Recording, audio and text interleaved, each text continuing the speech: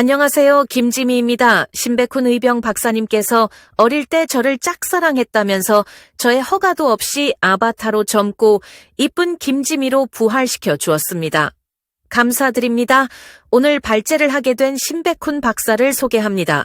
김지미를 짝사랑할 정도라면 미인을 보는 수준이 높은 거라고 인정합니다. 발제 수준도 그와 높게 발표하시기 바랍니다.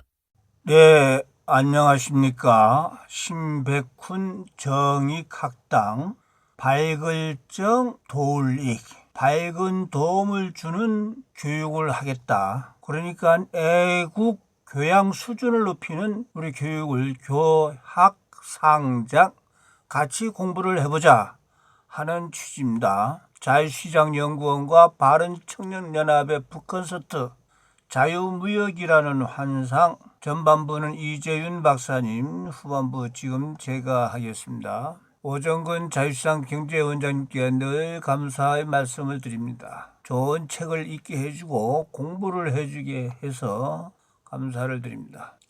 저자 로버트 하이저는 트럼프 대통령과 거의 5년 동안 미국 무역대표부로 대표가 됐습니다. USTR, United States Trade Representative. 그리고 그 전에는 레이건 대통령 시절에는 부대표를 했습니다. 아주 얼굴도 영화배우 같이 정말 잘생겼습니다. 아주 훌륭한 미국의 브레인, 싱크 브레인입니다. 책 소개 제가 자세하게 돼 있지만은 발표 시간상 간단히 하겠습니다. 트럼프 대통령이 자기 캠프에서 일을 하려면 꼭 이 책을 읽어야 한다고 말했고, 따라서 현재 트럼프 캠프에서는 이 책은 필독서다. 트럼프의 스승이자 트럼프 캠프의 선생님이다 하는 겁니다. 미국은 자유무역주의자들 하면서 외국 정부 그리고 미국 내 대기업에 맞서서 싸워왔다. 저기 트럼프는 워싱턴의 좋은 일자리, 높은 임금, 노동자들의 유망한 미래 대신에 기업의 이익 그리고 값싼 수입품에 의존하는 중국 등의 눈치를 보면서 미국은 저렴한 커피 메이커 티셔츠를 얻었지만은 미국의 많은 공장이 문을 닫았고 경제적 불평등이 심화됐고 수조 달러의 무역 적자가 발생했다는 겁니다. 이거에 대한 내용을 바꾸는 것이고, 추천사는 아주 훌륭하신 분들이 됐지만은 딱 한 가지, 트럼프 대통령이 직접 이 책은 나의 행정부가 어떻게 중국에 맞서고 수십 년 동안 미국 노동자들을 수탈해온 자유무역주의자들과 공산주의들에 맞서 싸웠는지를 설명하는 걸작이라고 했습니다. 네. 책마다 아주 명언이 있습니다. 사실이 바뀌면 마음도 변하기 마련이다. 당신은 어떤가? 변화에 적응 못한다는 의미죠. 실패는 치명적이지 않지만 변화하지 않는 것은 치명적일 수가 있다. 아주 의미가 있는 명언입니다. 자, 1, 2부는 우리 이재윤 박사님이 하고, 자, 3, 4, 5부 12장부터 신백훈이가 하겠습니다. 이 책을 읽으면서 저는 지만원 시스템공학 천재 박사의 자기 다큐 소설에 보면은 지만원식 독서법이 있습니다. 매번 10페이지를 읽으면은 일단 책을 덮은대요. 그리고 10페이지 안에서 저자가 도대체 무엇을 전달하려고 이 책을 썼는가. 그러다 보니까 그 내용과 느낀 점을 메모했고, 그렇게 하다 보니까 글쓰기 능력이 커졌고 요약 능력은 이 과정에서 길러졌다. 그럽니다. 다큐 소설 여러분입니다. 혹시 여러분께서 이 책을 독서하고 싶으시면은 여기 있죠. 신백훈 정익학당 회원에 여기다가 가입을 하시면은 제가 이 책을 무료로 보내드린다는 것을 확실하게 약속을 드립니다. 이 책을 보실 분은 이 구글 설문지에다가 신백훈 정익학당 회원으로 회원 회비 같은 거 전혀 없습니다. 부담 없이 가입을 하시면 되겠습니다. 자, 그러면 제3부 12장부터 말씀을 드리겠습니다. 12장의 제목은 나프타에서 USMCA로, 이것이 12장의 내용인데, 나프타는 북미 자유무역협정이고 USMCA는 미국, 멕시코, 캐나다를 협정을 말해서 이렇게 줄였습니다. 즉 나프타의 문제점을 세 가지 자동차, 노동 그리고 마찰 요인 이것을 분류한 다음에 저자가 열심히 준비를 했다.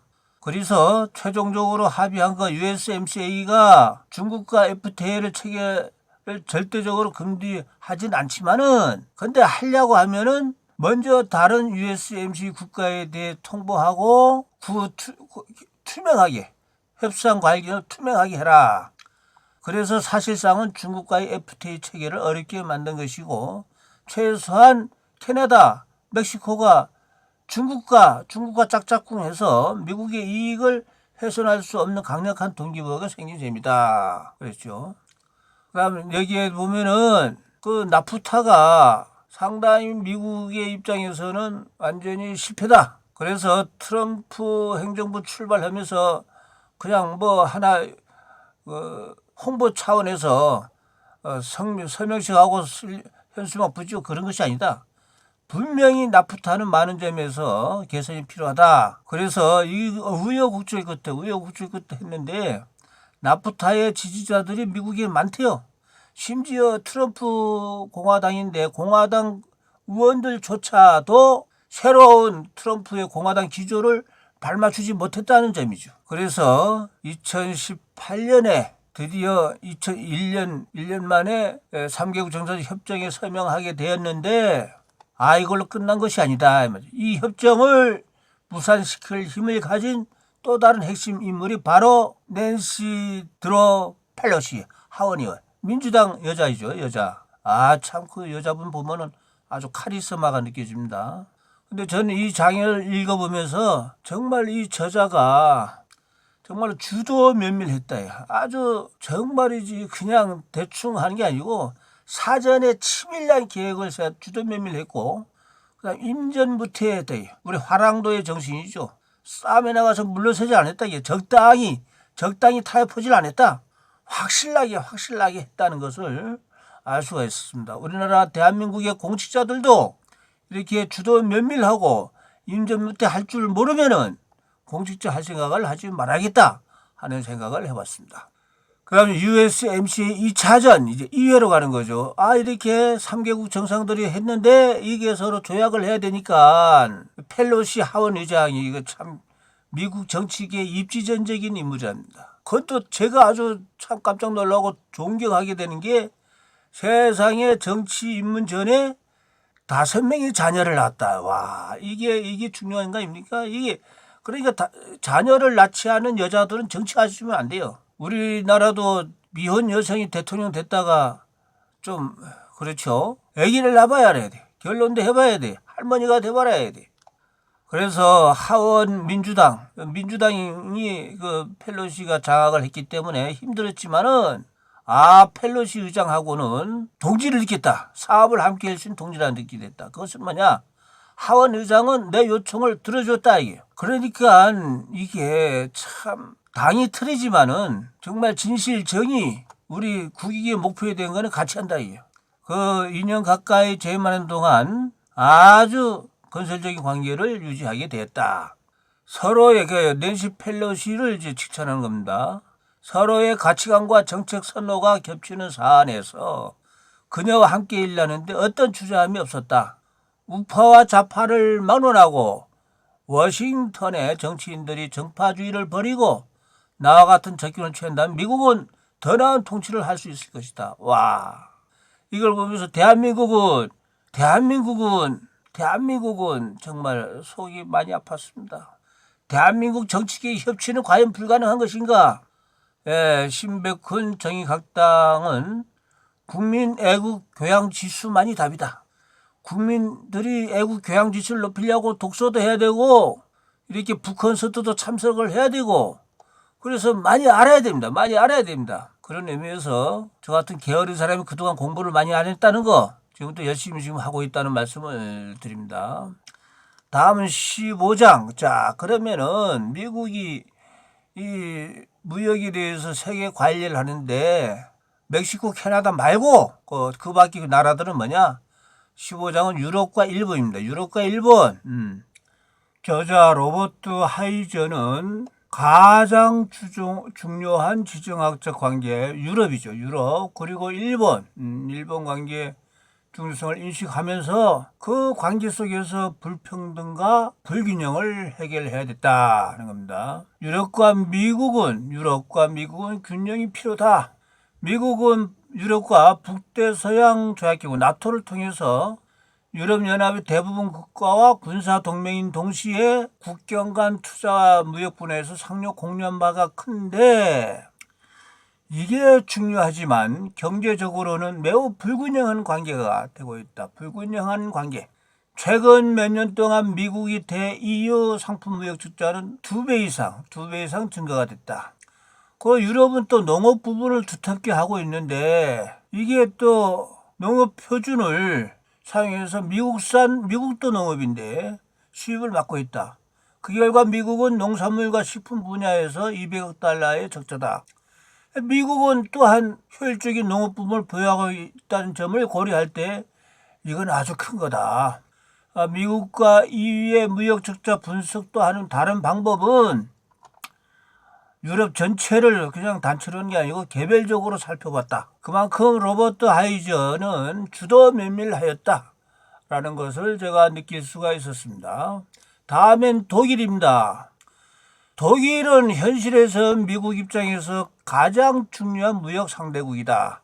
독일은 경제 규모가 가장 크고 또 EU 내에서는 영향력이 있다. 독일이 GDP 4조 달러, 독일이 대미 상품 수지 흑자는 약 700억 달러. 이게 가장 큰 문제다. 99년 이후 독일이 이렇게 된 거는 유로화에 있다고 분석을 했고, 독일이 여전히 독일 마르크화를 사용했다면은 대미국 흑자가 이렇게는 안 될 것이었다고 분석을 하고 있습니다. 독일이 자동차 및 관련 부품 제조표는 중국산 수입품에 있다. 또 독일이 태양광 발전 산업은 사실상 전멸하다. 중국에 당하고 있다. 다음 아일랜드입니다. 아일랜드가 미국 무역 문제를 일으킨다는 소식은 놀랍니다. 실제로 아일랜드는 인구가 500만 명인데 GDP가 4천억 달러 뿐인데 두 번째 대미 상품 무역 흑자를 600억 달러. 놀라운 수치를 거렸습니다. 아일랜드가 이렇게 경쟁 유의가 된 건 낮은 법인세 때문이다. 이게 큰 틀에서 조세 회피처에 해당이 된다. 미국 기업이 연간 수익 수천억 달러가 아일랜드로 간다. 이래서 아일랜드 문제는 고용수 미국은 두 가지를 모두 1년 셈으로 이렇게 로버트 하이저는 주도 면밀하게 분석을 하고 있다. 다음 이탈리아와 프랑스. 이탈리아, 프랑스는 미국이 경쟁하기 어려운 독특한 제품을 보유하는데 이게 패션이고 식품이고 와인 분야라고 합니다. 와인 분야. 트럼프 업종 중 하나는 나토 회원국들의 방위비를 대폭 인상하도록 했다는 거. 나토는 2016년에 비해서 500억 달러 이상을 방위비를 더 지출하고 있다. 다음엔 영국이죠. 영국인데 영국과의 무역 투자 관계는 가장 건전한 관계다. 그리고 2016년에 영국은 EU를 브렉시트 탈퇴를 했죠. 그런데 트럼프도 역시 동조했고 그래서 선의로서 영국과는 협상을 시작을 했고 서로 잘 되고 있다. 다음 일본입니다. 일본을 제일 걱정을 많이 했대요. 미국이 동맹국이자 우방이었지만은 매우 불균형한 관계를 유지했기 때문이고 수십 년 동안 일본은 수출 확대를 위해서 모든 조치를 그야말로 순수한 중상주의의 화신이다라고 이렇게 지적을 하고 설명을 하고 있습니다. 미국은 1946년 원자폭탄 2방 맞고 제일 가난하고 황폐했던 나라에서 1990년대 초 미국과 맞먹는 경제력을 갖춘 국가로 성장. 일본의 기적은 전 세계에 화두였다. 그래서 일본의 협상가와 로버트 하이저가 협상 과정의 에피소드인데 스토리텔링입니다. 이래 그들은 프레젠테이션 시작하고 그런데 나는 로버트 하이저는 회의 초반에 반갑다라는 인사 외에는 침묵을 했다.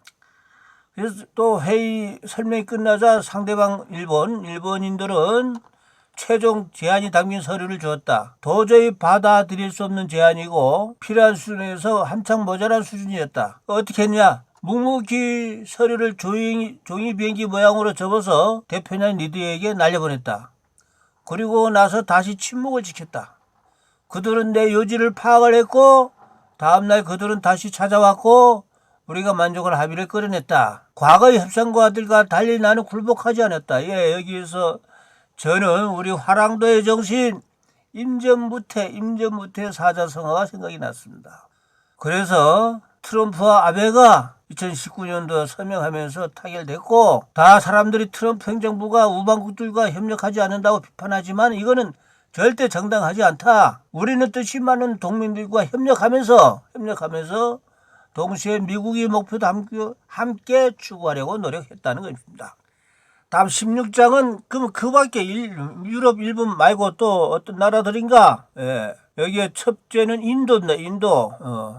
인도 미국은 미국의 전성적인 우방입니다. 우방이고 트럼프 행정부 전략은 인도와 좋은 관계를 유지하되 인도 시장에 대한 접근성을 높이고 그렇다.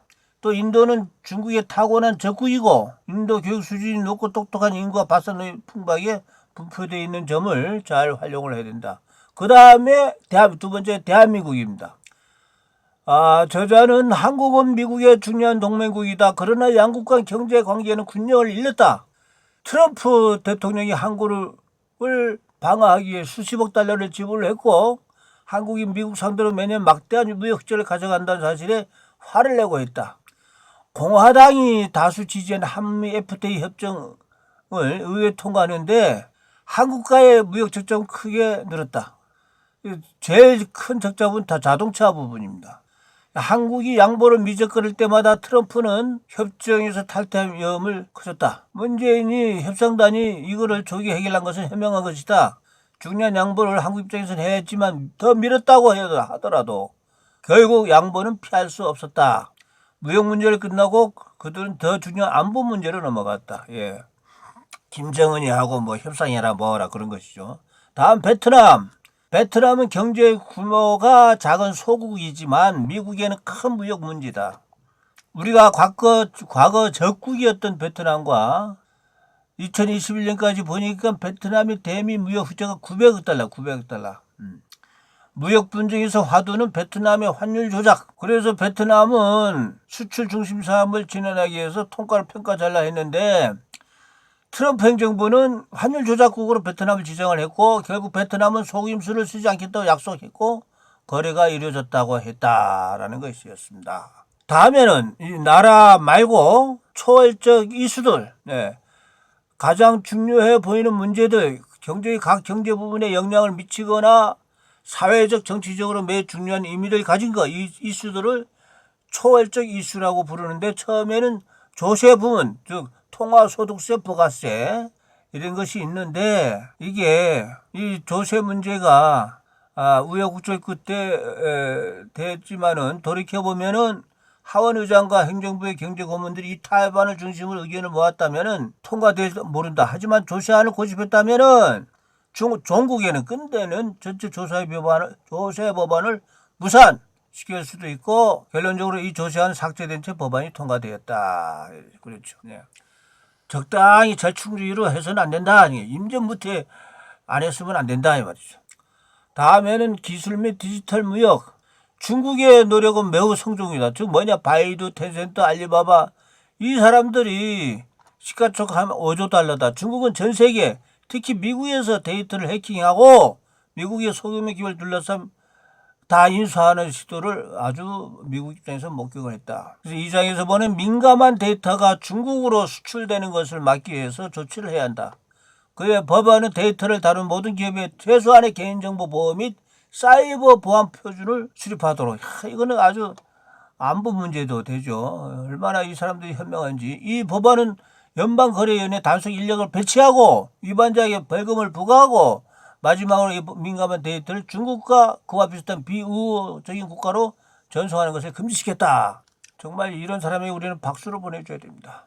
다음 세 번째는 자동차 및 관련 부품에 대해 있는데 트럼프는 세 가지 조치를 했죠. 중국산 자동차 관세 25% 관세를 매겼고 미국과 북미 주에서 더 많은 제도가 이루어지도록 나프타를 바꿨고 끝으로 한국과의 재협상을 했다. 이게 한국과 이전 협정에 따르면 한국은 25% 관세를 내지 않고도 미국에서 소형 트럭을 판매할 수 있었을 것인데 이거를 우리는 뒤로 미뤘다. 이 세 가지 트럼프 조치가 수만 개의 고임금 미국 제조업 일자리를 지켰고 미국의 무역 적자가 대규모로 늘어나는 상황을 역시 멈출 수가 있었다.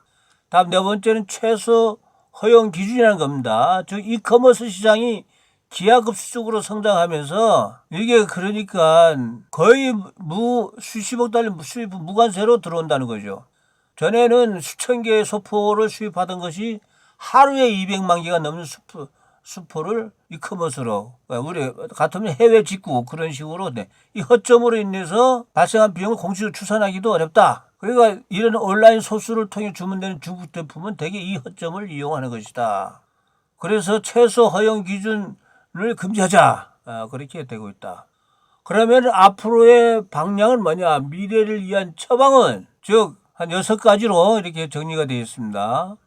트럼프 행정부 4년 동안 쭉 해왔던 거 앞으로도 나가야 될 게 우리는 시장 내에서 지속적으로 공정무역을 의무화하고 무역 상대국의 호혜성을 요구해야 한다는 것. 두 번째는 미국은 세계에서 가장 큰 시장인데 불공정을 받고 있다면은 그 공정성을 요구해야 되는 거 아니냐.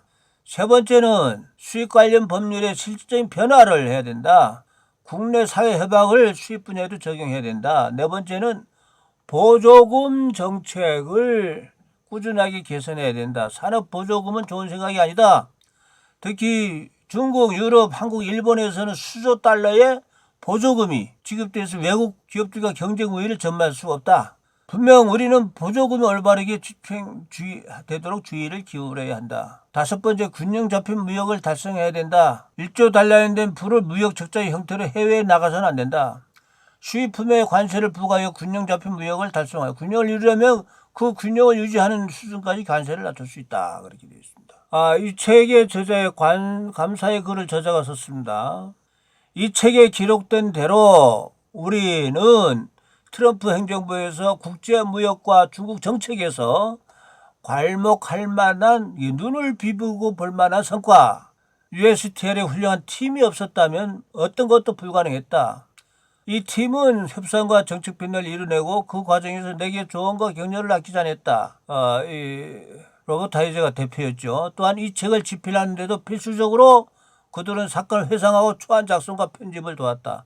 나는 개인적으로 큰 빚을 지고 있으며 그들이 우리나라를 위해 해준 모든 일에 대해 자랑스럽게 또 우리가 믿는 것을 위해 싸우고 있다. 마지막으로 로버트 하이즈에게 무역협상의 포트폴리오를 맡겨주신 도널드 트럼프 대통령에게 감사한다. 함께 일하게 되어 기뻤고 그는 항상 나를 지지했고 그는 20시간 내내 일했고 솔직히 그와 만남이 좋지 않았던 적이 없다. 자신 있게 말했어요. 이렇게 존경의 표현을 하게 됩니다. 그는 정말 위대한 대통령 중에 한 명이고 그의 업적 목록에 내가 로버트 하이저가 함께 할 수 있어서 정말 자랑스럽다. 이 책을 읽는 사람이라면 누구나 나의 애정을 알 것이다. 저는 이 부분에서 생각나는 게 있습니다. 맹자 가라사대 왕노릇을 잘하고 싶으면은 왕노를 또 쉽게 하고 또 성군이 되려고 싶으면은 어떻게 해야 되느냐? 반드시 불소지신이 있어야 된다. 불소지신은 뭐냐?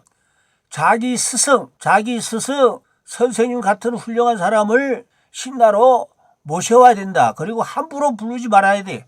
부르지 못한다. 함부로 이리 오너라 하지 못하고 알고 싶은 게 있고 의견을 구하고 싶으면 찾아가서 어찌하면 좋겠습니까? 여쭤봐야 된다는 것이 불소지신입니다. 여기는 탕왕과 이윤이가 역사적으로 있습니다. 탕왕은 대단한 사람이죠. 그 하여 걸왕 주지 육림하는 그거를 멸망을 시키고 은왕조를 창설하는데 전공성은 1등 공신이자 명제상이 이윤입니다. 이윤. 탕왕이 세수대야까지 글을 새겨가지고 9일신, 1일신, 우일신 한 분 아닙니까? 이런 훌륭한 스승 같은 신하 이윤이 있기 때문에 그렇게 됐다. 명제상이 있기 때문에. 그러면 우리나라 대통령들이 정말 대한민국을 잘 이끌려면 어떻게 해야 되겠습니까? 불쏘지신으로 오정근 경제원장, 지만홈, 보성국사, 좌승이 정말 새마을운동을 노벨상 정리한 사람, 이런 사람들을 국사로 모셔야만이 된다라는 것을 이 책을 읽으면서 제가 아주 절절하게 느낄 수가 있었다는 말씀을 드립니다. 또 지난번에 말씀드렸습니다마는 맹자 어머니는 이사 3번을 했는데 피해서 다녔다고 하는 것이 일반적인 논리입니다. 하지만은 유일하게 신백훈이는 유학도로서 피해서가 아니고 골라서 다녔다. 신백훈 의병론입니다. 즉 사람은 죽어서야만이 제대로 평가를 받는다. 그렇기 때문에 성선설이 나오는 겁니다. 성선설을 잘 다듬어야 됩니다. 그 다음 자유시장 경제였습니다. 자유시장 경제. 농단이라든가 정전법이라든가 하는 게 자유시장 경제. 맹자 어머니, 그래서 또 맹자 어머니는 이사를 3번이나 골라서 다니면서 결국은 자유시장 경제원장 같은 학원 이사장을 시킨 거 외에는 없습니다. 학원 이사장을 시킨 거 외에는 없다. 철학자로서, 경제학자로서, 교육학자로서 이렇게 농단을 해서는 안 돼. 농단이 뭐냐? 농단은 살경쟁입니다. 살경쟁. 경쟁을 해야 돼. 자유롭게. 그러니까 지금 현재 자유무역이라는 환상, 이것도 경쟁을 맡은다. 한쪽에 막 보조금 주고 그래서는 안 된다 하는 겁니다.